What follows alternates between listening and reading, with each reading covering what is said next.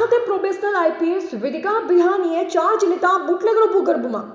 થરાદ ખાતે probational IPS 2023ની બેચના અધિકારી Vedika Bihani charge લેતા કડક સૂચના આપવામાં આવી હતી કે થરાદ એક બોર્ડરનું શહેર છે અને અવારનવાર જે ક્રાઇમ વધતા જાય છે તે ક્રાઇમોને ડામશું અને બુટલેગરો વિરોધ કાયદેસરની કાર્યવાહી કરશું. જો કે દારૂ જુગાર, વરલી મટકાનો જુગાર, આઈડી માટે રમાડતા સટોડિયા તેમજ અન્ય ક્રાઇમ કરતા લોકો પર કડક કાર્યવાહી કરીશું અને મહિલાઓને કોઈ પણ પ્રોબ્લેમ હોય તો રૂબરૂ શુભેચ્છા मुलाकात करवी तेवुं आईपीएस वेदिका बिहानीए जणाव्युं हतुं. मेरा नाम वेदिका बिहानी है.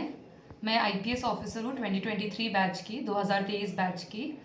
और मैं एक ऐसे आईपीएस ऑफिसर्स यानी पुलिस सर्विसेज के ऑफिसर्स के बैच से आती हूँ जो इंडिया के इतिहास में सबसे ज़्यादा महिलाएं पुलिस में आई है. उस बैच के अंदर 60 से ज़्यादा अधिक यानी 60 से ज़्यादा अधिक महिलाएं आई हैं.